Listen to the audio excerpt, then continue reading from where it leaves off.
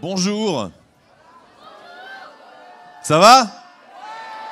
Vous êtes en forme? Est-ce qu'il y a des troisièmes ici? Des quatrièmes? Des cinquièmes? Non? Des sixièmes? Bon. Alors bienvenue à cette matinée conférence Bouge, organisée par le conseil départemental d'Ille-et-Vilaine et puis le Stade Rennais Football Club. Il y a des supporters ou quoi? Ok. Dans quelques minutes, on va se mettre en mouvement, on va s'échauffer. Et vous aurez besoin des drapeaux qu'on vous donne, hein, qu'on vous offre. Hein. Vous pourrez les ramener chez vous. Non, si. Pendant cette petite matinée, vous allez entendre deux témoins, deux invités exceptionnels. Alors il y a un médecin qui s'appelle François Carré, qui est ambassadeur du programme Bouge, qui est génial, qui va vous expliquer pourquoi c'est important de bouger, pas forcément faire du sport de façon très intensive, mais de bouger tous les jours, d'avoir un mode de vie actif, et il vous expliquera ce que c'est la sédentarité. Vous savez ce que c'est? Ça sert à quoi alors? Là, il va vous dire pourquoi c'est important de bouger, de bien manger, voilà. Et puis il y a également un grand champion qui va nous rejoindre dans quelques minutes. Il a décroché une médaille de quelle couleur? D'argent au JO 2024. En quel sport? Kayak. C'est bien, vous avez bien travaillé. Et il s'appelle comment? Très bien. Titouan Castric est avec nous. Il est même venu avec sa médaille, je crois. Donc il va pouvoir vous montrer sa médaille d'argent. Vous allez pouvoir leur poser toutes les questions que vous avez envie de leur poser.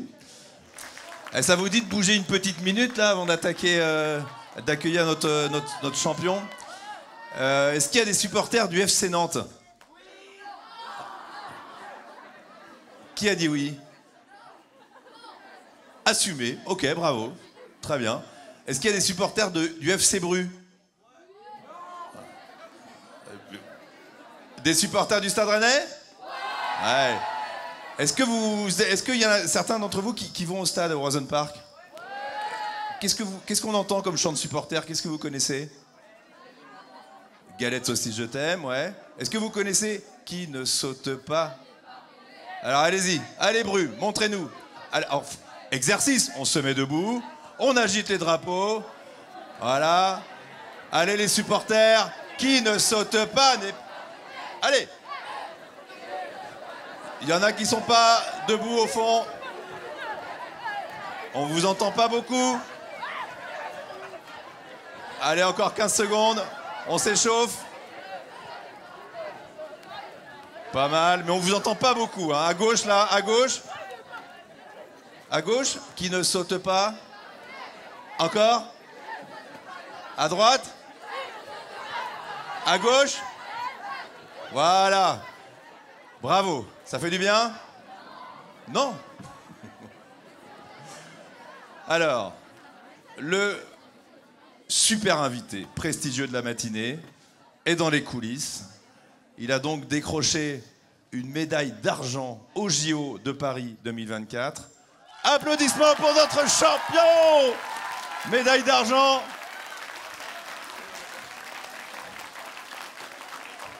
Waouh! Elle est où la médaille, Titouan? Elle est dans ma poche, je sais pas si vous voulez la voir maintenant ou plus tard, mais je allez, vais dans la poche. Allez, vas-y. Bon, allez, si ça se trouve, c'est le faux Titouan Castric, alors prouve-nous. La voilà. Ça va être compliqué de le prouver, mais j'ai la médaille en tout cas. Alors il est là aussi, parce qu'il est de Cesson, là où il y a un super stade à Deauville, où il s'est beaucoup entraîné. Tu vas nous raconter comment tu es arrivé justement à ce jour d'août 2024. Hop. Normalement, j'ai des petites photos qui devraient arriver. Donc, moi, je suis né à Saint-Malo, donc je suis pur produit breton. Donc, la petite photo de mes parents. Je suis né en 2004, donc le collège, c'était il n'y a pas si longtemps pour moi. Donc, ça me fait un peu bizarre de parler devant vous. Normalement, j'étais assis comme vous, à regarder les grands parler. Mais donc, j'ai bien grandi depuis là. J'ai eu la chance ou je ne sais quelle comment on peut appeler ça, mais je suis né dans une famille de grands sportifs. J'ai ma mère qui a fait 2 fois les Jeux Olympiques en kayak également, et un père pareil qui était très sportif. Donc depuis que je suis tout petit, je suis baigné dedans. Donc il m'a toujours mis à faire de la course à pied, à m'emmener sur les lacs, les rivières de France. Donc voilà, on voit les petites photos. Là, c'était la première fois que je faisais du kayak. Première photo, mes parents m'avaient emmené aux Jeux Olympiques de Londres en 2012, donc c'est mon premier souvenir olympique. J'avais vu la victoire de Tony Stanguet, je ne sais pas si vous connaissez Tony Stanguet, mais donc voilà, j'ai vu sa victoire en direct et c'est peut-être ça qui m'a un peu donné cette envie-là de faire du kayak ou en tout cas de faire du sport tout simplement. Et après, donc le sport, moi c'est un peu toute ma vie, je vais pas vous cacher, donc mes parents m'ont mis dedans. Donc dès l'école, dès mon plus jeune âge, ils m'ont inscrit au club d'athlétisme de Cesson-Sévigné. Je sais pas s'il y a des Cessonnais, je pense pas, mais il y a un gars qui est très connu à Cesson, c'est Dominique. Donc c'est un peu l'éducateur phare de Cesson. Donc il m'a un peu transmis également sa passion au sport. Et j'ai un peu touché à tout. J'ai fait athlétisme, tennis de table, handball. Donc voilà, j'ai un peu voulu toucher à tout. Petite photo du club de handball, je sais pas s'il y a des handballeurs ou en tout cas des supporters du CRM MHB. Mais donc à 7 ans, j'avais pas mal de copains à l'école avec qui je voulais justement partager cette passion du sport. Du coup, j'aurais dit, les gars, vous voulez pas vous inscrire avec moi au club de kayak? Moi, j'ai envie de faire du kayak, j'ai envie de passer du temps dans l'eau. Au final, il n'y a personne qui est venu, il n'y a que les grands frères qui sont venus. Donc, j'ai commencé avec des gars plus vieux que moi. Mais au final, je pense que ça m'avait énormément apporté en termes de maturité. Ça, c'était pour mon premier stage de kayak. Donc, j'ai commencé à 7 ans, j'ai fait une année au stade de Vive, donc classique, plutôt tranquillement dans le froid de l'hiver, dans le beau temps de l'été parfois. Mais moi, ce qui me plaisait vraiment, c'était de partager du temps sur l'eau avec mes copains, pas forcément de faire vraiment du sport pour faire du sport, suer, tout ça, passer du beau temps. Donc là, c'est mon premier stage, parce que moi aussi, ce que j'aimais, c'était partir, aller voir du pays, aller, que ce soit en Bretagne, dans les Alpes, dans les Pyrénées, au centre de la France. Moi, j'aimais partir avec mes copains, aller faire du camping. Donc ça, c'était ma petite bande de potes. Donc c'est grâce à eux que maintenant je me retrouve à parler devant vous parce que c'est eux qui m'ont donné envie de continuer. Donc tout ce petit chemin, faire du camping, apprendre la vie, apprendre à cuisiner, faire la vaisselle et tout ça, bah déjà c'est le sport qui me l'a appris parce que sans ce sport je serais resté chez moi, j'aurais laissé mes parents faire à manger, faire la cuisine toute la journée. Donc ça j'en suis un peu redevable envers mon club des Poissons Volants de Cesson-Sévigné. Et donc vers 10 ans j'ai commencé mes premières compétitions. Donc j'adorais pagayer et tout ça, mais je me disais, putain, ce serait bien aussi si je fais ça mieux que les autres. Donc là, c'est une petite photo. La grande là à droite, c'est Jessica Fox, vous ne devez pas connaître, mais nous, c'est vraiment la star de notre discipline. Elle est 3 fois championne olympique, 10 fois championne du monde. C'est une Australienne et française, elle est née en France, donc elle parle très bien français. Et donc moi, j'étais aux anges de prendre cette petite photo quand j'étais petit. Mais voilà, avec ma sœur et une autre copine. Donc à 10 ans, je commence les compétitions. Ça se passe pas forcément tout le temps très bien, hein. Je sais pas si vous avez déjà fait des compétitions, mais moi j'ai beaucoup perdu avant de gagner des petites médailles comme cet été. Donc j'ai beaucoup perdu.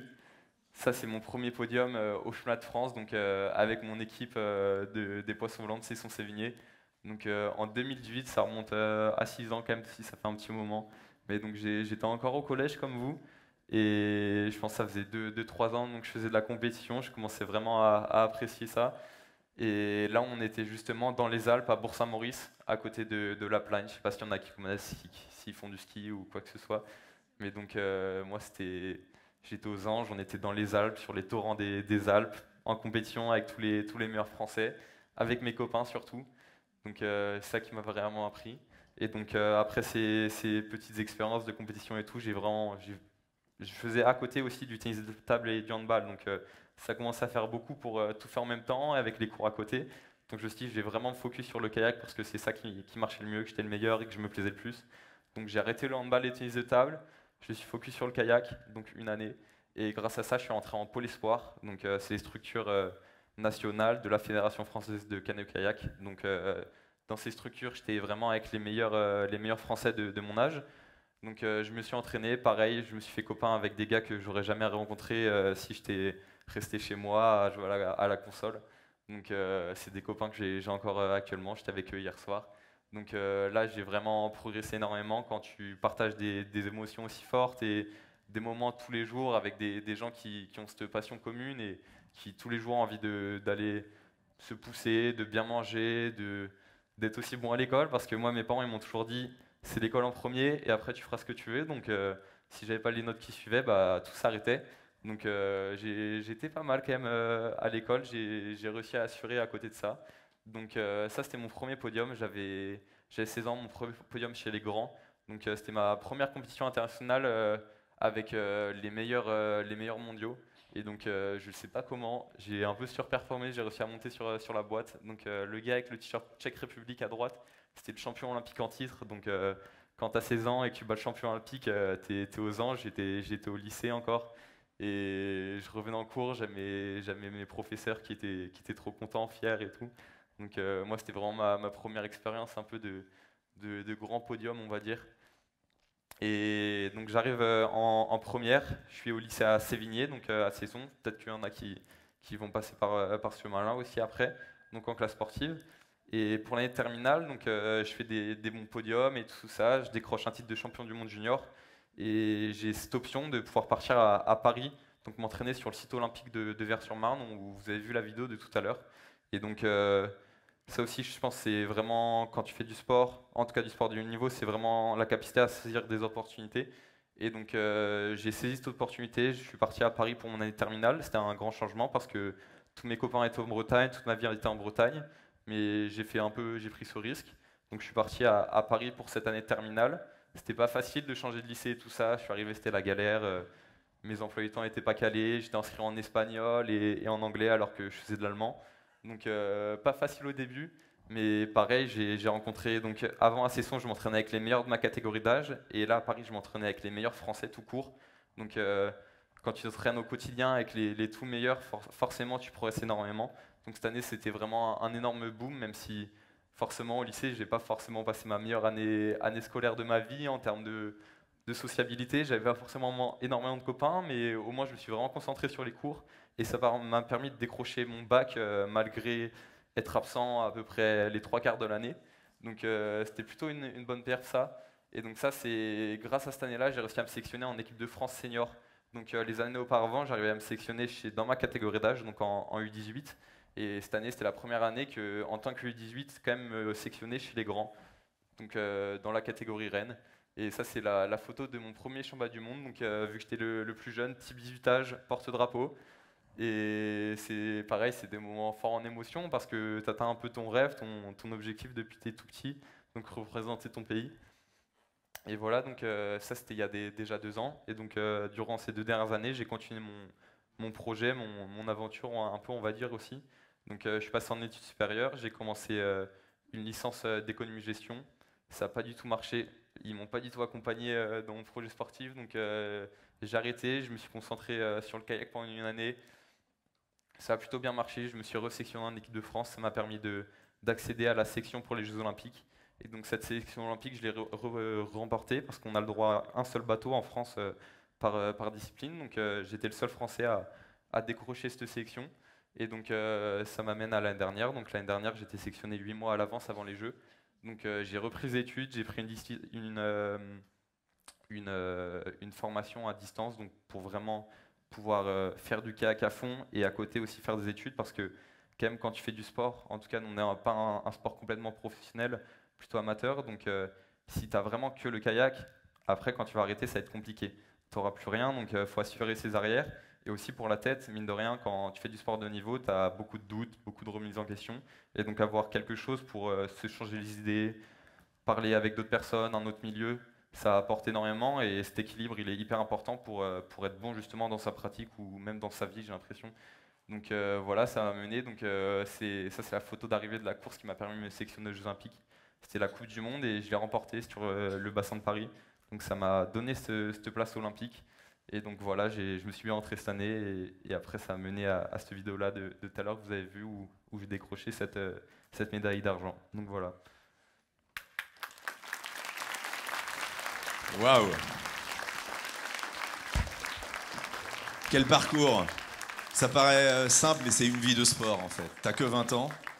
On a l'impression que le sport fait partie de ta vie depuis tout petit. C'est le cadre familial qui veut ça, quoi.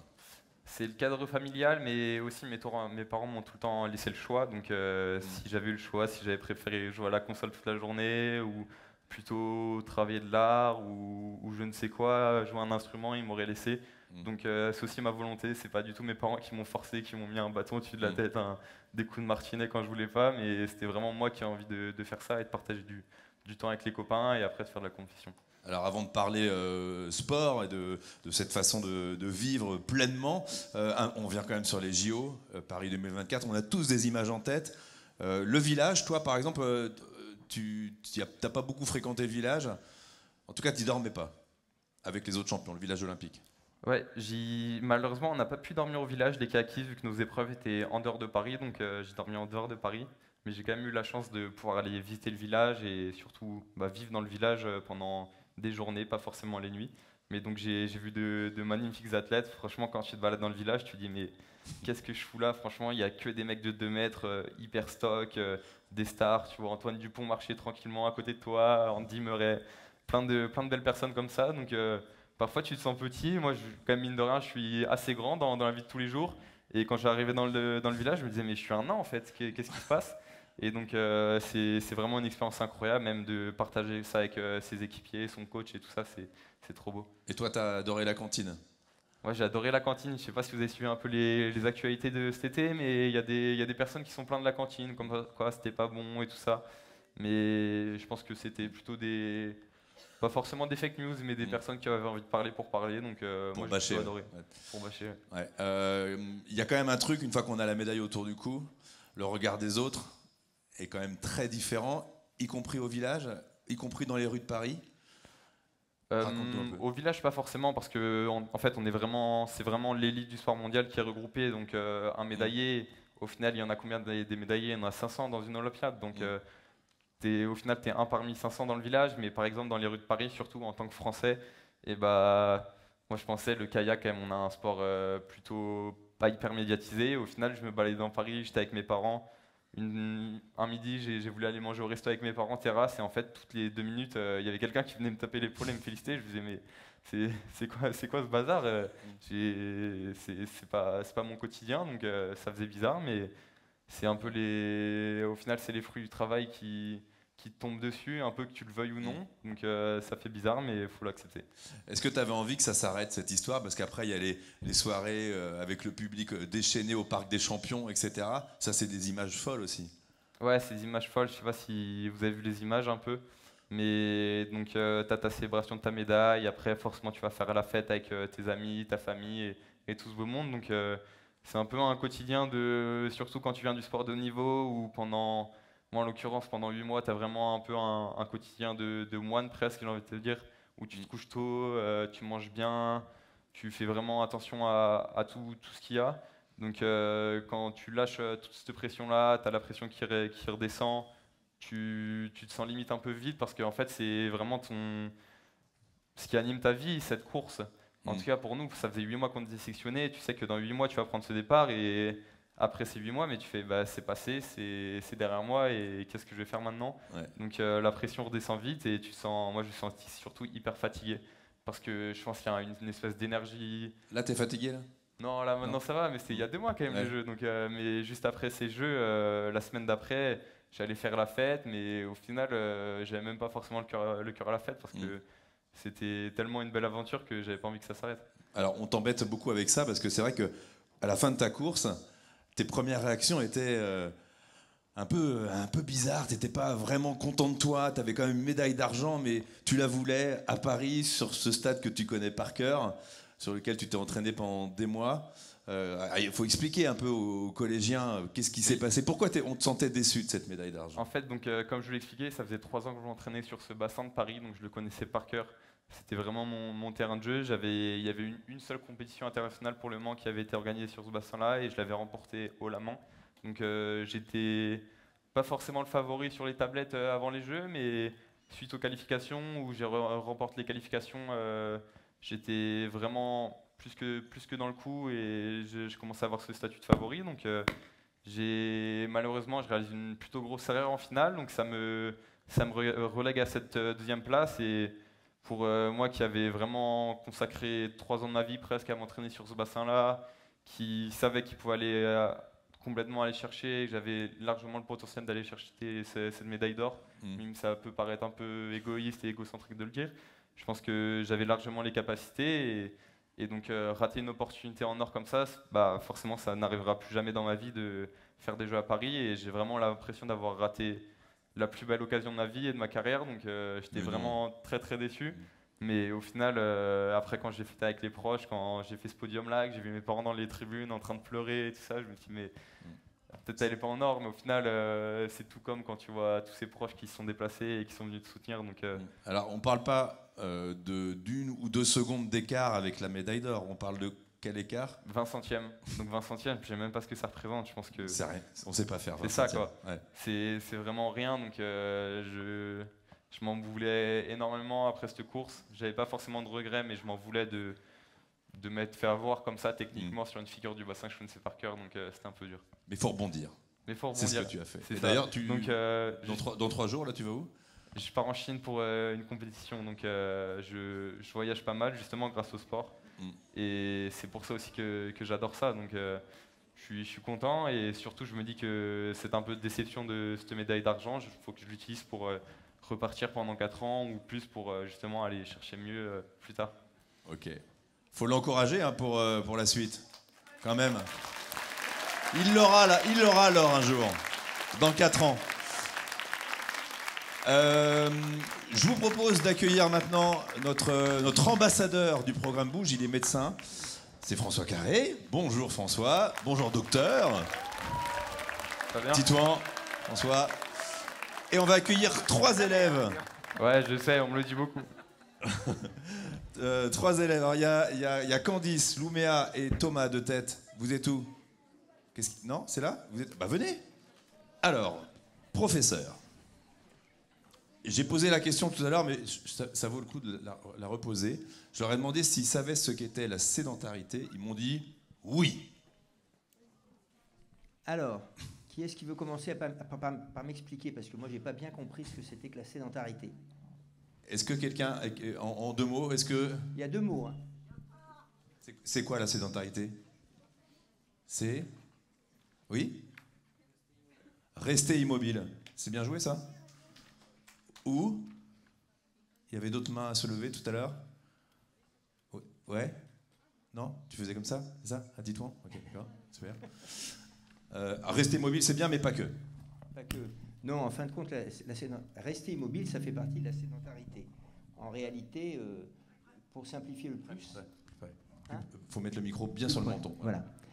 Il faut bien retenir une chose, c'est que, pour faire simple, c'est être assis, la sédentarité, voilà. Quand on est assis, alors rester immobile, c'est vrai, c'est quand on est dans une situation où on dépense très peu d'énergie. Quand vous êtes assis, sans bouger, c'est ce qu'on appelle la dépense énergétique de base, la quantité d'énergie que vous dépensez de base. Et si vous restez dans ce niveau-là, ben vous avez un niveau d'activité très faible. Donc être assis ou couché, bien sûr pendant le temps d'éveil, hein, parce qu'il faut dormir. Dormir, ça fait partie de la physiologie et de la vie. Hein. Eh bien, c'est de la sédentarité. Et notre problème, c'est qu'on a tendance à l'être un tout petit peu trop. Et ça retentit un tout petit peu sur votre... par exemple, je m'amuse parce que moi, je suis très vieux, hein, donc j'ai des enfants, mais j'ai surtout 8 petits-enfants. Et ils me disent tous la même chose, qu'ils ont la flemme. Hein, et je crois que c'est le mot préféré des adolescents actuellement, hein, flemme. Mais pas abru. Hein. Vous avez la flemme, vous? Et donc, flemme, ça veut dire que je suis fatigué, en fin de compte. Et donc, ça veut dire que si je suis assis beaucoup ou allongé beaucoup, je suis toujours aussi fatigué. Donc, voilà. Et puis, il y a une deuxième phrase qui vient souvent, c'est « je m'ennuie ». Et puis, je déprime. Alors maintenant, j'ai compris, là, mon deuxième adolescent, mon petit enfant, le deuxième, enfin, oui, c'est mon petit enfant, mon petit garçon, lui, c'est « je dep ». C'est même plus « je déprime », c'est « je dep ». Et bien, c'est pareil, en fin de compte, plus je reste assis, plus j'ai de risque de m'ennuyer, de ne pas avoir le moral, vous voyez, c'est un petit peu ça. Alors que quand vous faites de l'activité physique, eh bien, en fin de compte, vous allez voir tout l'inverse. Quand vous allez faire de l'activité physique, Après, on reviendra sur activité physique et sport, parce que c'est des questions que vous posez peut-être. Et bien, vous allez avoir la banane, vous allez avoir, vous êtes content de vous, vous allez avoir envie de faire des tas de choses. Et puis, quand vous allez vous promener ou rigoler avec les copains, vous n'allez pas être essoufflé dès que vous faites 2 marches ou 2 pas. Et puis, surtout, vous allez avoir plein de copains.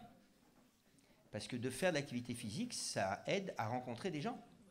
Donc en fait, ça vous donne, vous voyez ce que j'ai marqué sur cette diapositive, la santé, c'est un complet bien-être physique, c'est-à-dire ne pas avoir de maladie ou de handicap, bien sûr. Mental, ben c'est ne pas déprimer, justement. C'est avoir le moral, se dire, bah tiens, en fin de compte, j'ai la forme, je me sens bien, j'ai envie de faire des trucs, de construire, de faire quelque chose. Et puis social, bah, j'ai des amis pour le faire avec moi, etc. Et c'est vrai qu'aujourd'hui, bah, on voit que avec la sédentarité qui prend de plus en plus de place, et puis souvent, malheureusement, cette sédentarité elle est associée à un écran, hein, parce que quand vous êtes assis en train de regarder un écran, bah, vous êtes sédentaire et vous regardez un écran, eh bien, ça va diminuer vos liens sociaux. Hein, vous allez rencontrer moins de gens. Vous savez, les amis qu'on a sur le téléphone ou sur Internet, c'est pas les vrais amis. Hein. Les amis, c'est ceux qu'on voit, ceux qu'on peut toucher, ceux avec qui on peut rencontrer. Et malheureusement, ben, plus je reste assis, moins j'ai d'amis. Alors, professeur, donc ça c'est un constat sur les collégiens, les lycéens. Ils sont moins en mouvement, ils font moins de mouvement, ils bougent moins, ils font moins de sport. Alors du coup, qu'est-ce qui se passe dans leur corps? Les conséquences, donc on a compris un peu de déprime, mais physiquement? Alors, il faut comprendre que quand vous êtes assis, quand vous restez assis trop longtemps, votre corps rentre en hibernation, c'est-à-dire qu'en fait, votre corps va s'encrasser, si vous voulez. Voilà, c'est très simple. Alors, je peux vous donner des exemples. Ben, souvent, quand on reste assis très longtemps devant un écran, tout d'un coup, on a un peu froid. Donc, on se lève et on va aller mettre un pull ou un t-shirt, un sweatshirt, etc. Et qu'est-ce qu'on voit? Ben, c'est simplement parce que quand je reste assis trop longtemps, ma température du corps, elle baisse.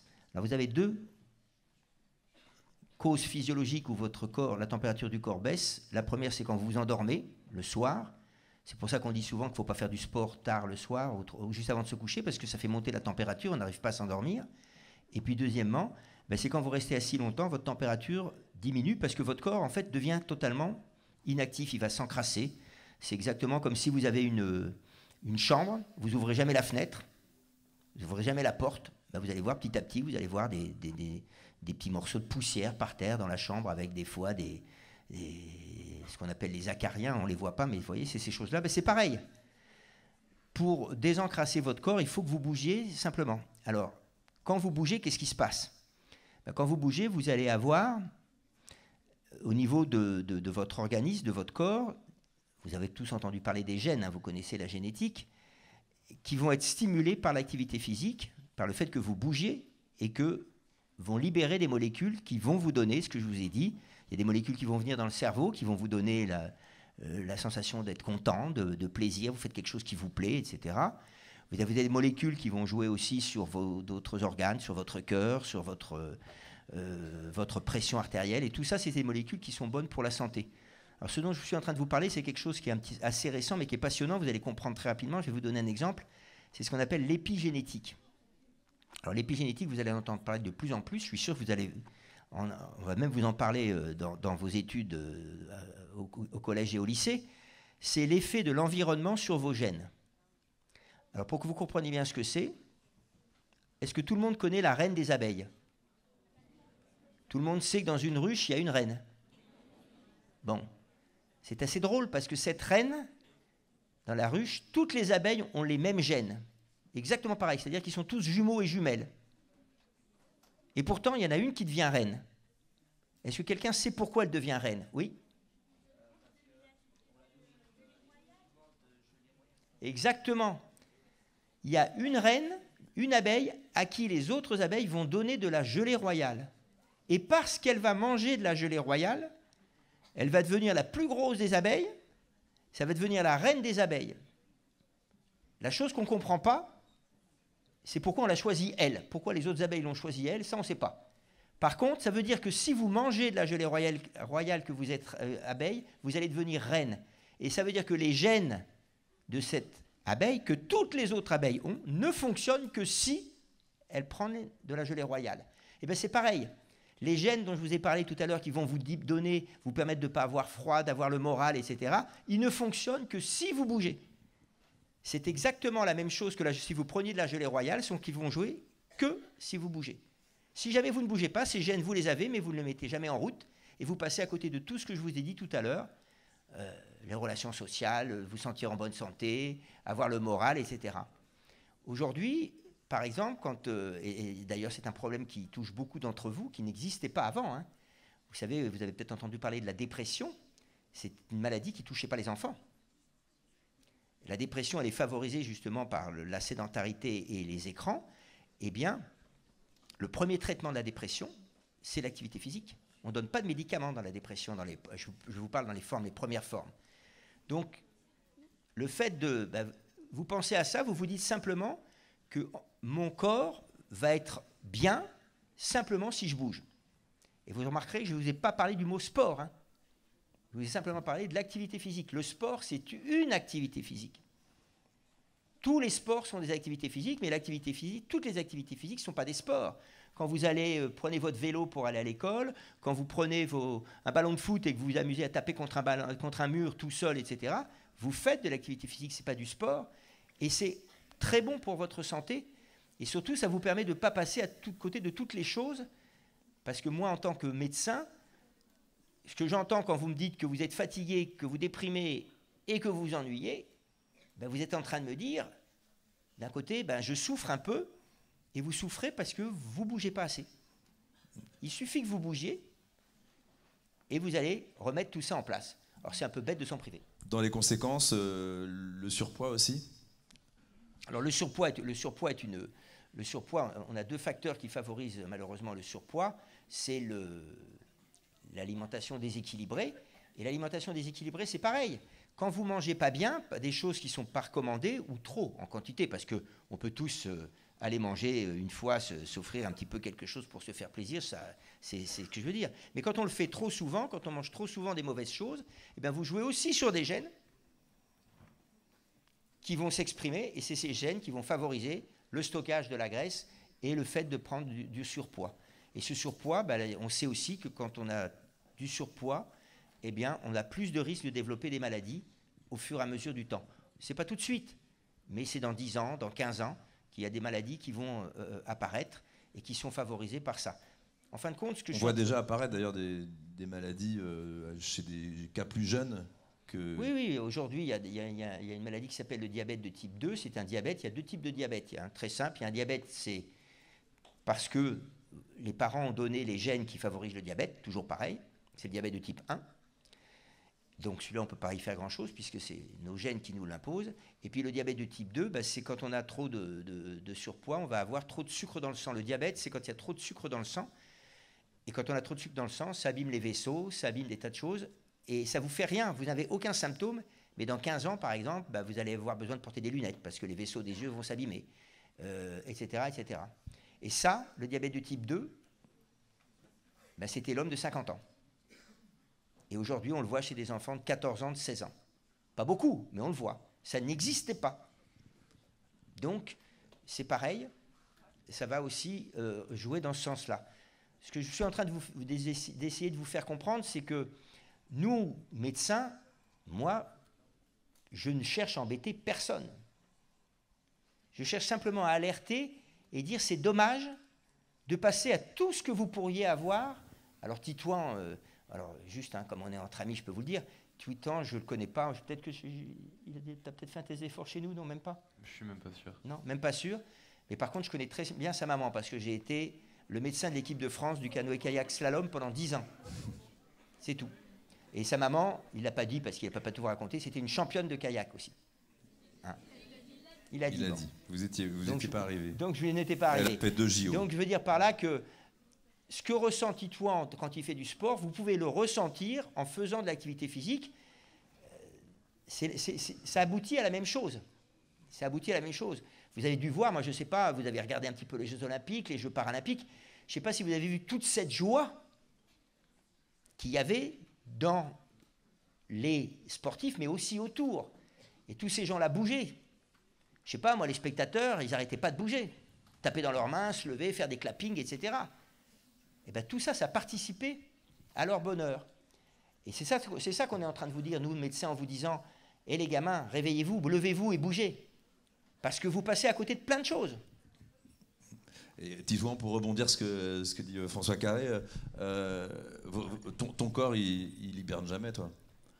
Quoi? Il hiberne jamais. Non, j'ai pas l'impression. Après, je pense que je suis quand même un ado. J'ai une génération Z aussi, un peu, c'est le terme utilisé. Donc, moi aussi, je suis vraiment impacté par les écrans. Je suis, comme tout le monde, un peu accro à mon tel. Parfois, je sais pas quoi faire. Je sors mon téléphone, je le remets direct dans ma poche pour rien. Donc, je pense que ça me touche. Et durant surtout ces 3 dernières années, quand j'ai bougé à Paris, donc justement, j'ai perdu un peu tous mes copains. Ils étaient à 400 km de moi. Donc, parfois, je passais des journées. Le week-end, parfois, je rentrais pas parce que je devais m'entraîner. Et je passais les après-midi à rien faire, à être assis, à être allongé, à hiberner en fait. Donc, Même toi. même moi, forcément. Et je pense surtout, moi, quand je vois les 3 physique, mental, social, j'ai l'impression, en tout cas, dans mon cas, c'était vraiment le cas social qui me permettait après de justement aller vers le physique et le mental parce que c'était grâce à mes copains que j'allais faire du sport. J'allais pas forcément me lever, aller faire un footing tout seul parce que c'est pas mon truc. Alors que quand j'allais faire un petit foot avec mes copains, m'amuser, au final ça me faisait du bien et ça me faisait du bien à mon corps. Donc moi j'ai pas l'impression qu'il faut s'imposer une pratique physique ou sportive pour se l'imposer et juste avoir un meilleur corps. Il faut plutôt la faire parce que les gens te donnent envie ou une personne t'en donne envie. Donc moi c'est plutôt le cas social qui, je pense après, influe les 2 autres. Oui, c'est très important. Et puis il y a une chose aussi que je ne vous ai pas dit, qu'on n'a pas abordé. Vous êtes quand même au collège. Il faut travailler un peu, il faut apprendre des trucs. Ces trucs sont indispensables. Et si vous faites de l'activité physique, vous allez apprendre plus vite. Vous allez mieux retenir. Je vais vous raconter une petite histoire comme ça. Il y a une étude qui a été faite où on a fait une IRM. Alors l'IRM, c'est un examen qui nous permet de voir à l'intérieur du corps. Et c'est formidable parce qu'il n'y a pas de rayon, donc il n'y a aucun risque. On peut faire autant d'IRM qu'on veut, on ne prend aucun risque. Avant, la plupart des examens qu'on faisait peut donner des risques, donc on ne les faisait pas aux enfants parce qu'on ne savait pas trop ce que ça allait donner plus tard. Donc on a fait des IRM à des enfants. Et donc, on a pris des enfants qui vont à l'école le matin. C'est du primaire, des écoles qui vont en primaire. Et donc on prend l'enfant, allez, 90% des gamins qui sont en primaire actuellement, ils arrivent à l'école le matin, devant la porte de l'école, quand ça sonne, et ils courent, ils vont s'asseoir. Cet enfant-là, il faut savoir que depuis la veille qu'il s'est couché, il a dû faire entre 20 et 30 pas. Tout le reste du temps, il était assis ou couché. Il s'assied. Il ne bouge pas. Il écoute tout ce que dit la maîtresse, ou la professeure des écoles et le professeur des écoles. Seulement, il ne retient rien. C'est pas qu'il est débile, c'est que son cerveau dort encore. Pour réveiller votre cerveau, il faut que vous bougiez. On le voit dans l'IRM. Alors, je n'ai pas amené cette photo, je ne peux pas vous la montrer, mais on voit tout son cerveau est bleu. Et quand le cerveau est bleu, ça veut dire que les neurones dorment. Donc, il ne retiendra rien de ce que dira la professeure et le professeur, qui, elle, risque d'être contente parce qu'il est bien sage. Il se dit, qu'est-ce qu'il est attentif, mais il ne retient rien.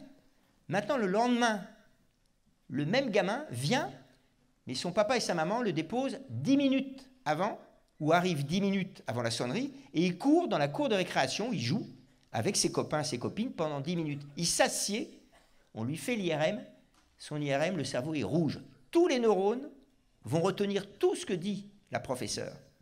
Mais essayez simplement, si vous arrivez très tard ou juste quand ça sonne, d'un jour d'aller marcher avant, et vous verrez que vous retiendrez mieux ce que vous dit la professeure. Et moi, c'est ce que je conseille même aux adultes, c'est pareil. Il se trouve que quand j'étais chef de mon service à l'hôpital, moi, les réunions, c'était 7h30 ou 8h le matin.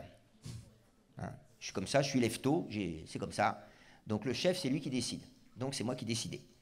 Eh bien, il y avait 6 médecins avec moi, il y en avait 3 qui venaient en vélo. Et moi, qui marche 10 minutes quand j'arrive toujours avant l'hôpital, je me gare à 1 kilomètre de l'hôpital. Et les 3 autres, s'ils pouvaient mettre la voiture dans leur bureau, ils la mettraient dans leur bureau. Eh bien, chaque fois qu'on faisait la réunion, les 3 qui parlaient, c'était ceux qui étaient venus en vélo. Les 3 autres, c'est pas que ça les intéressait pas, c'était que leur cerveau dormait. Donc en fait, ça vous montre bien que pour pour vivre, il faut que vous bougiez. Sinon, vous n'arrivez pas. Et je vous assure, essayez, quand vous avez quelque chose, tiens, même marchez en apprenant des récitations, marchez en apprenant quelque chose. Et bien vous verrez que vous le retiendrez beaucoup mieux. Et si vous ne croyez pas, vous pourrez dire le professeur Carré, il raconte n'importe quoi. Titouan, comment tu étais, toi, quand tu étais au collège? Bon, tu l'as un peu raconté. Après, au lycée, tu allais dans des classes spéciales entre sportifs. Quand tu étais, qu'est-ce que tu retiens des cours de PS, par exemple, quand tu étais en 4e ou en 3e? Qu'est-ce que j'en retiens? Bah, moi, j'adorais le sport, donc c'était pas trop compliqué, mais je me souviens qu'il y avait tout le temps des personnes qui c'était pas trop leur délire ou qui avaient pas trop envie. Et donc, moi, je retiens surtout que c'était le moment de la journée où tu vas te défouler et tu te fais plaisir.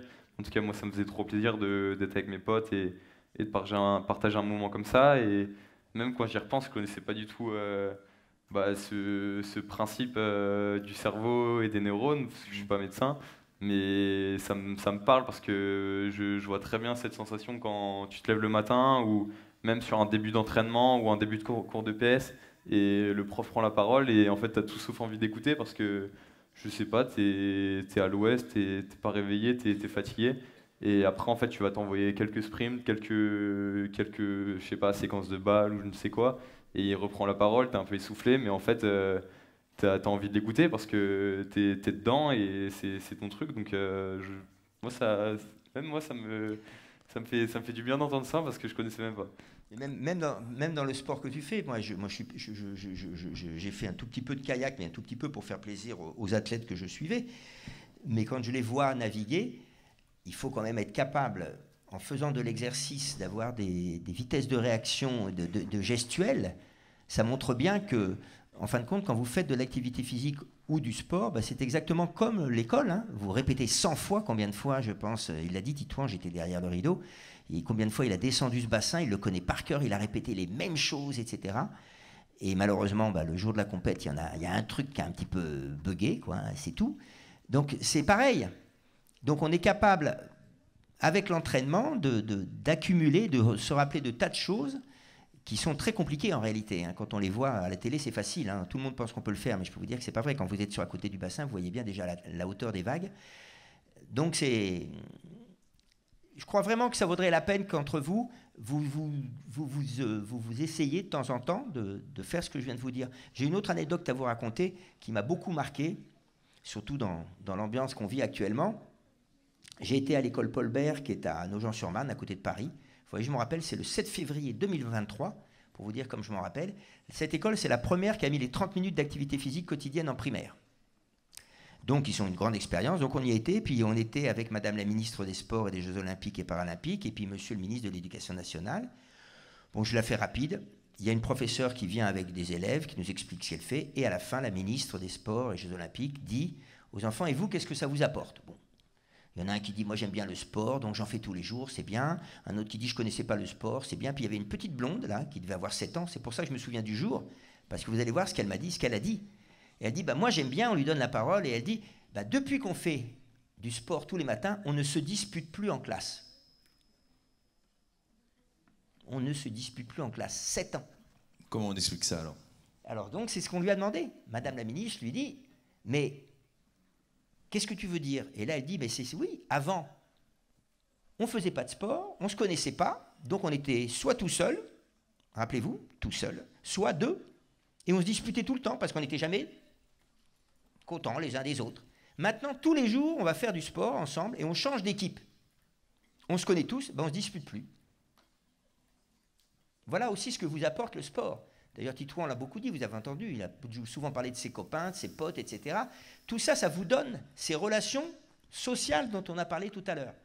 Et donc, s'il vous plaît, essayez. Essayez, vous avez entendu Titouan, sans aller faire le niveau du sport qu'il fait, pour vous, mais avec des copains, prenez. Et vous allez voir qu'après, vous vous sentirez vachement mieux quand même. Candice, t'as l'impression de bouger, toi, assez dans ta journée ou moyen? Oui. Bon, normalement, c'est toi qui dois poser les questions, t'as raison. T'as une question pour Titouan? Oui. Est-ce que vous vous entraînez encore à Cesson-Sévigné?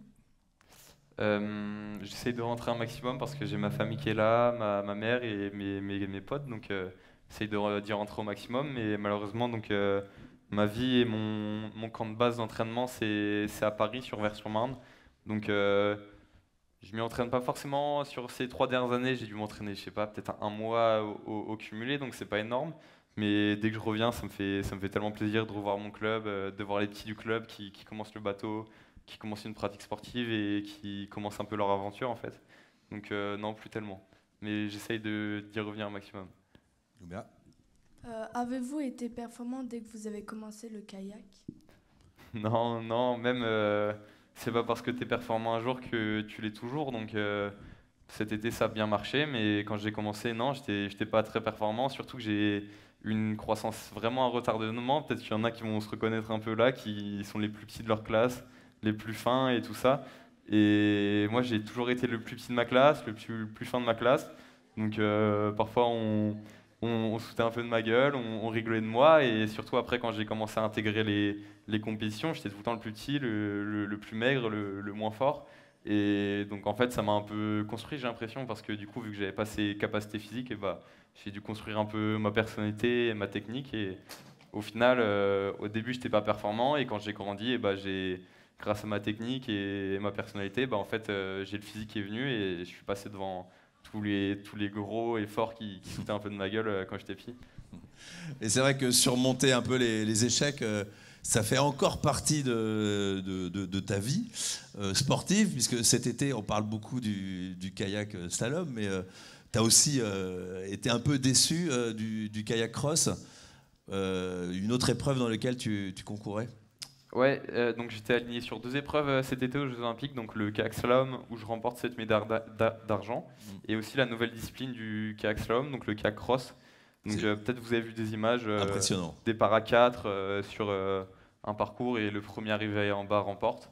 Donc c'est justement, vu que je suis quand même assez jeune et que j'ai pas encore une énorme maturité physique, et bah, j'étais pas forcément dans les très très bons de la discipline, mais sur ces 3 derniers mois de préparation, j'ai vraiment fait des énormes progrès, et au final, je suis arrivé au jeu et j'avais plutôt des bonnes chances de médaille. Et malheureusement, c'est pas allé jusqu'au bout. En quart de finale, je me fais éliminer sur une décision arbitrale, donc c'était un peu dur à accepter au début, et au final, bah, j'ai fait le pour et le contre, et maintenant je suis en accord avec ce que j'ai fait, et je m'en veux pas tous les soirs quand je me couche, donc c'est comme ça. Et je pense qu'il faut surtout relativiser. On fait que du sport. Il y a plein de gens qui meurent de faim dans le monde et tout ça. Donc déjà, on a la chance de pouvoir faire ce qu'on veut et faire sa passion. Donc voilà. Thomas. Qu'est-ce que vous mangez avant les épreuves? Alors on peut même, ouais, qu'est-ce que au quotidien, hein, on en parlait tout à l'heure, qu'est-ce que tu manges au petit déjeuner? Et puis si c'est important, et puis avant les épreuves? Avant les épreuves, déjà, tout d'abord, j'essaie de manger assez léger, parce qu'il ne faut pas non plus avoir quelque chose sur le ventre pendant ta course, donc plutôt léger. Donc souvent des féculents, des pâtes, du riz, un truc qui tient bien au corps, donc des sucres lents. Donc je regarde le médecin parce qu'il ne faut pas que je dise des bêtises non plus. Mais du coup des féculents, pâtes, riz, du blé parfois, donc voilà, et parfois des céréales, pas des céréales du matin, mais des céréales, des légumineuses, des lentilles, des choses comme ça. Et à côté, pas mal de protéines aussi. Donc souvent, les jours de course, on essaye de manger de la viande blanche, donc poulet, dinde, des trucs comme ça, parce que c'est plus facile à digérer que la viande rouge. Donc avec aussi pas forcément des légumes et des fruits sur le côté pour les vitamines. Et après, surtout, on essaye de pas trop manger en grande quantité, mais plutôt après étaler sa prise de nourriture sur la journée pour jamais être à court d'énergie, et toujours se sentir bien. Et surtout beaucoup d'eau, une bonne hydratation, parce que c'est le principal. Donc boire toute la journée, pas boire en grande quantité d'un coup, mais plutôt une petite gorgée toutes les 10 minutes, et comme ça, t'arrives fort dans ta course, t'es au top. Et donc sinon, au quotidien, tu fais la causer. Ouais, le petit-déj, on va en parler du professeur. Le petit-déj. Ouais, le petit-déj, j'essaie d'avoir une bonne alimentation tous les jours, pas que pendant les jours de course. Donc le petit-déj, souvent, c'est des œufs avec, par exemple, du bacon, un petit pain complet, pour vraiment avoir tout ce qu'il faut pour après faire une bonne journée. Ouais. Professeur, venir au collège sans manger le matin, c'est pas une bonne idée. Hein. Ça fait partie Oui, non, c'est vrai que le risque, c'est d'avoir de manquer d'énergie un petit peu en milieu de matinée. Et un des symptômes qui vous montre ça, c'est quand vous vous endormez. En fait, quand on s'endort au milieu de la journée, c'est généralement que le petit déjeuner n'a pas été suffisant. Alors des fois, on peut avoir un petit peu mal au ventre, mal à la tête, etc. Mais souvent, un des signes principaux, c'est que tout d'un coup, vous commencez à bâiller, etc. Il n'y a pas de raison qu'à 10 heures, vous bâillez, sauf si, bien sûr, vous dormez pas du tout la nuit, mais globalement, à votre âge, vous devez normalement dormir suffisamment. Mais si vous sautez le petit déjeuner du matin, alors il faut faire exactement comme le dit Titouan, il faut que ce soit équilibré, il faut manger équilibré, et puis éventuellement vous pouvez varier, hein, vous pouvez manger des fruits le matin, vous pouvez manger du pain complet, vous n'êtes pas forcé de manger toujours la même chose. Faites attention au niveau des céréales, parce qu'il y a bien des céréales qui sont essentiellement du sucre en réalité, du sucre rapide. Parce qu'en fait, la plupart des aliments, on vous met des choses très salées et ou très sucrées, parce que c'est ça qu'on retient. Hein, et donc, mais franchement, je pense que c'est une erreur, en particulier quand on est jeune, de sauter le petit déjeuner. Et puis, ça me fait penser à une autre chose, c'est que rappelez-vous d'une chose, ce que vous faites quand vous êtes jeune, vous allez le garder plus tard. C'est pour ça que je dis qu'un enfant qui ne marche pas sera un adulte qui ne marchera pas. C'est comme si on ne vous apprend pas à dire bonjour, s'il te plaît, merci, au revoir, vous n'allez pas l'apprendre à 25 ans. Donc, si vous prenez l'habitude d'avoir le petit déjeuner bien équilibré, je pense que vous le garderez toute votre vie et ça sera bénéfique tout le temps. Et quand on est collégien, on ne prend pas l'ascenseur, on prend les escaliers. Vous avez la chance de pouvoir monter les marches. Pourquoi vous ne les montez pas? Ça fait partie d'une journée bouge. Amusez-vous. Moi, je me suis amusé une fois. On était dans un hôtel avec d'autres collègues, et puis il y en a qui sont précipités sur l'ascenseur. Alors, je comprends, c'est allumé, il y a de la musique. L'escalier, c'est tout noir. Une fois sur deux, la lumière ne marche pas et tout. Et nous, on est partis à 2-3 prendre l'escalier, et en fait, on avait 3 étages à monter. Pas de chance. Ceux qui ont attendu l'ascenseur était au 8e. Donc ils ont resté debout devant l'ascenseur, qui descendent du 8e au rez-de-chaussée, ils sont montés après. Nous, on est montés tranquillement, on est arrivé avant eux. Donc ça vous montre bien qu'on peut monter 3 étages. Je ne dis pas qu'il faut monter 15 étages quand on a 15 étages à pied. Il y a quelqu'un qui... Ouais. Oui, tu as une question? Alors, Candice pose une question, puis après on passe à la salle. D'accord? Tu veux bien? Je t'ai repéré. Candice. Est-ce qu'aujourd'hui vous arrivez à vivre de votre passion? Ouais, depuis 2 ans déjà. Donc j'ai l'aide de mon club principalement et l'aide de l'ANS, l'Agence nationale du sport, donc qui me permet d'avoir un salaire chaque mois. Et après aussi j'ai des partenaires privés qui m'accompagnent. Donc pour l'instant je vis de ma passion. Et donc ça a toujours été de mon rêve de pas forcément être professionnel, mais de pouvoir subvenir à mes besoins tout en faisant du sport et en faisant ce que j'adore. Donc pour l'instant, ça marche bien et j'en suis hyper heureux. Et tes études, là, tu les reprends ou pas alors? Ouais, j'ai repris là, c'était ma rentrée la semaine dernière, donc ouais, je fais les 2 en même temps. Donc par correspondance? C'est ça. Ok. Alors vas-y, on va amener un micro dans la salle. Tu avais levé la main tout à l'heure, là, ouais, juste au 5e rang, et puis après ce sera toi. Bonjour, quel est ton prénom? Raphaël. Raphaël, tu veux poser une question à qui? J'ai oublié le nom. Titouan ou le Titouan. professeur Carré? Titouan. Titouan.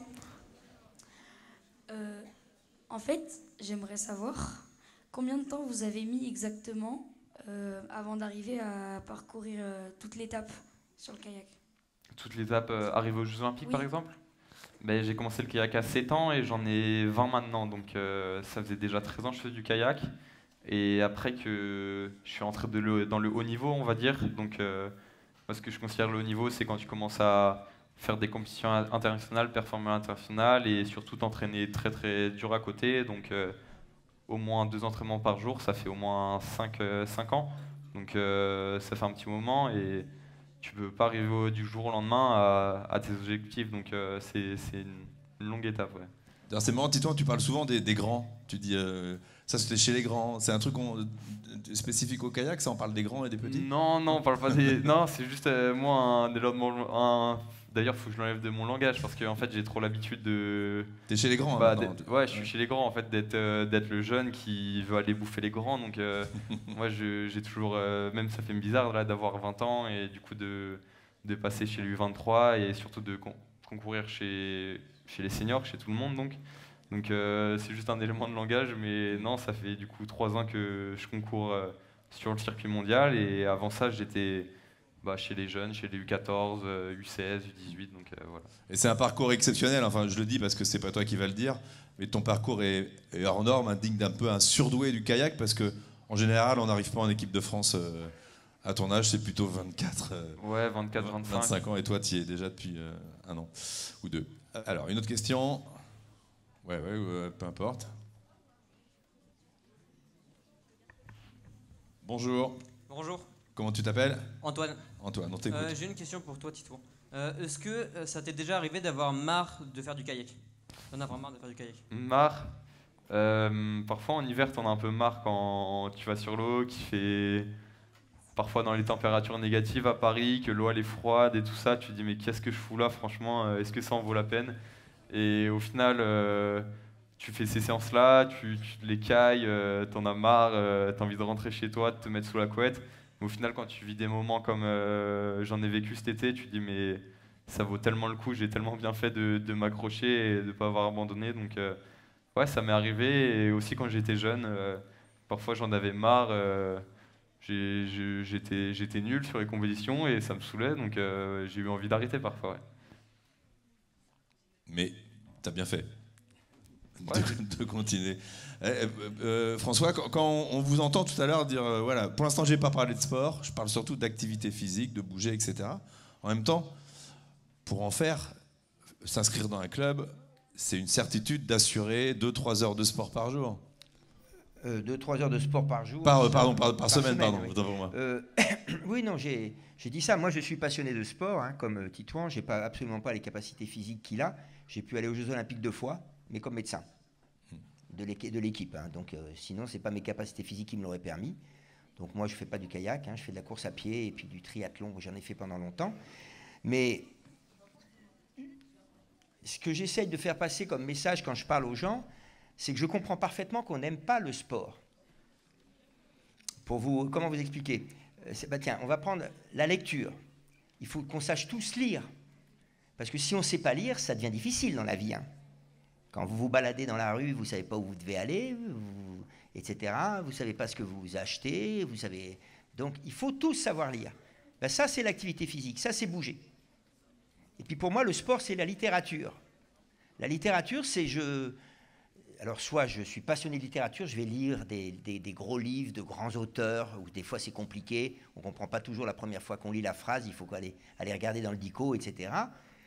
Donc, c'est super la littérature, mais il faut aimer. C'est comme la peinture, la musique. Moi, je ne suis pas un passionné de musique.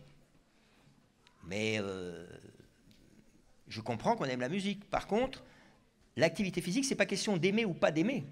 C'est que c'est vital, comme savoir lire.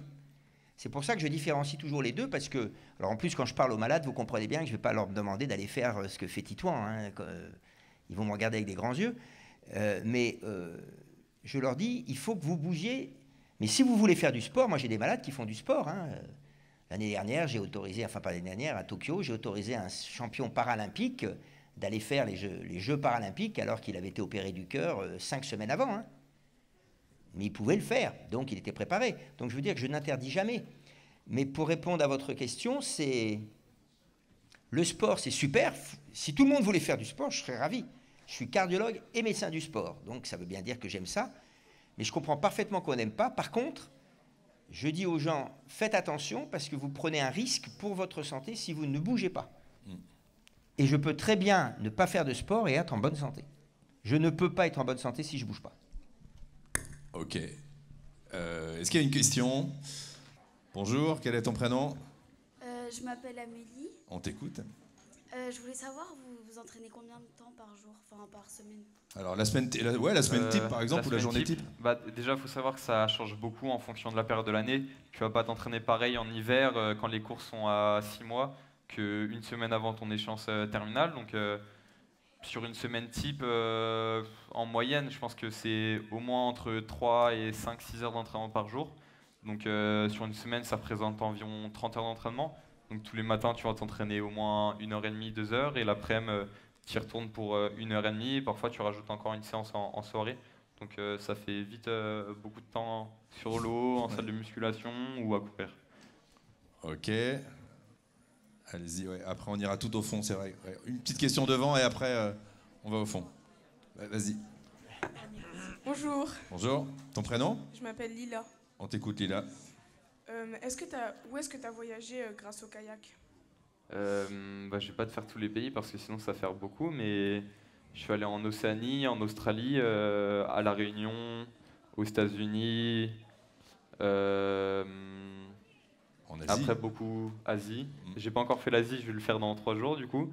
Mais sinon énormément de pays européens, surtout nos circuits mondiaux donc tournent en Europe beaucoup vu que il y a énormément de stades de vie ici et qu'on va pas se déplacer toutes les semaines à l'autre bout du monde. Donc beaucoup les pays d'Europe de l'Est par exemple et aussi Espagne, Italie. Donc voilà, un peu toute l'Europe et sinon Océanie et Amérique pas mal. C'est un bon moyen pour faire le tour du monde quand même. Hein. Ouais, c'est un bon moyen et surtout tu vois du beau monde et tu t'amuses bien. Donc, Ok, tout au fond on vous écoute.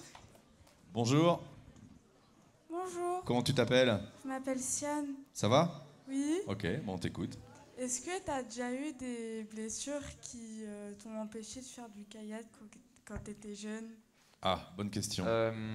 quand j'étais jeune, c'est quoi jeune? Il a 20 ans. Quand tu as vers les 16 ans, genre. Alors est-ce que tu as déjà eu des blessures importantes d'ailleurs? Je me suis jamais vraiment blessé fort. La seule fois où j'ai eu un problème, c'est même pas en faisant du kayak, c'est en faisant du foot. Juste avant un chemin de France, je suis allé faire un foot avec des copains et je me suis cassé le poignet, donc c'est ma seule vraie blessure. Ok. Donc le poignet, pas pratique hein, quand on fait du kayak. Non, pas pratique. Ok, allez-y au fond, hein, je sais pas où est le micro, peu importe. Ah, ici, ok. Salut. Bonjour, je Bonjour. m'appelle Loïs On et t'écoute. j'ai une question pour Titouan. Est-ce que tu as déjà voulu arrêter le sport pour arrêter le kayak pour faire un autre sport? Ouais, quand j'étais petit, vous avez dû voir les photos, j'ai fait beaucoup de handball et tennis de table. Donc le tennis de table, je me suis vite dit qu'il fallait que j'arrête parce que ça me tendait trop sur les nerfs et c'était trop rageant. Donc je me suis vite arrêté au bout de 3-4 ans. Et par contre, le handball, j'adorais ça, surtout l'esprit d'équipe et tout ça. Il y avait un bon club à Cesson en plus. Mais malheureusement, j'étais trop petit. Et du coup, j'étais tout le temps un peu mis sur le banc de touche, donc à cause de cette taille. Et j'étais pas non plus hyper fin technicien, donc je me suis arrêté parce que il y avait le kayak qui marchait bien à côté, donc je me suis focalisé sur le kayak. T'as pris ta revanche? Ouais, j'ai pris ma revanche. Carrément. Ouais, je sais pas où est le micro. Okay. Bonjour. Bonjour. Comment tu t'appelles? Nargis. Ok, Nargis, vas-y. T'as déjà fait une dépression à cause de ton sport? Ah. Une dépression. Est-ce que tu as eu des moments vraiment très down où tu t'es dit... Dépression, je pense que c'est vraiment... S'il vous plaît. Je sais pas, je vois même pas vraiment ce que ça catégorise. La dépression, c'est plus envie de rien, de tout voir en noir, ouais. Etc. J'ai eu un moment bien compliqué, c'était l'année dernière il me semble, non il y a 2 ans. Donc c'était ma première année d'études supérieures, j'ai commencé une licence d'économie de gestion et ça se passait vraiment pas très bien. Et donc ma fac m'aidait pas trop, j'avais des difficultés et j'étais souvent absent à cause du sport. Et donc ça marchait pas. Et à côté j'avais mon groupe d'entraînement aussi qui un peu implosait parce que ça se passait mal entre nous, avec le coach et tout ça. Donc c'était pas marrant à l'entraînement, pas marrant dans les études et j'habitais seul, c'était la première année où j'habitais seul. Et donc j'ai passé trop de temps tout seul je pense. Et j'ai pas trop de réflexion, un peu d'idées noires et tout ça. Et en plus, c'est la première année où j'ai vraiment commencé à augmenter un peu encore plus le cran parce que c'était l'année des sections olympiques. Donc j'ai vraiment augmenté le volume d'entraînement. J'ai fait pas mal d'essais au niveau de l'entraînement aussi. De l'entraînement en hypoxie, donc c'est de l'entraînement en altitude. On te met dans des tentes où on retire au fur et à mesure de l'oxygène pour entraîner ton système justement à progresser et à mieux réagir. Et donc j'ai fait du surentraînement Je sais pas si ça vous parle, mais je me suis trop entraîné et donc mon corps allait plus très bien. J'étais à 100 BPM, je sais pas si ça vous parle, les BPM. Donc j'étais à 100 BPM par minute au repos quand j'étais allongé et tout. Donc il n'y avait plus rien qui allait, j'avais plus envie de rien faire, j'avais du mal à me lever, j'avais du mal à aller à l'entraînement. Il y avait plus rien qui allait, que ce soit dans la tête ou dans le corps. Et donc j'étais un peu galéré. Et donc j'ai tout stoppé pendant 2 semaines. Je me suis mis sous beaucoup de compléments alimentaires pour reprendre la forme. Et c'est revenu, mais c'était compliqué, et surtout socialement. Donc quand tu passes trop de temps tout seul, après t'as du mal à reprendre une vie sociale classique, j'ai l'impression. Ouais, François Carré, on a parlé, hein, là, bouger avec les copains, c'est la clé du bonheur. Bien sûr, c'est simple pourtant. François, qu'est-ce qu'on peut... Allez, un conseil là, à donner aux collégiens. On a bien compris, il faut bouger, il faut pas rester plan-plan sur un siège, un fauteuil pendant des heures. Qu'est-ce que vous avez envie de leur dire? Le mot de la fin pour vous, François. Le mot de la fin, je l'ai un petit peu dit. J'ai dit, je trouve que c'est trop bête de passer à côté de tas de choses qui peuvent vous apporter énormément dans tous les domaines, dans votre tête, dans votre physique, à faire connaissance avec des gens. Et il n'y a rien de plus simple quand même que de se dire, plutôt que rester sur ma chaise, je me mets debout et puis je vais aller, je peux aller vers quelqu'un. Pour ça, il faut que je me lève et que je bouge. Et c'est tout ça. Et je trouve que c'est tellement dommage de voir que certains d'entre vous passent à côté de ça, alors que c'est la vie. Hein. La vie, c'est pas d'être assis toute la journée avec son portable à la main. Ça, c'est pas la vie.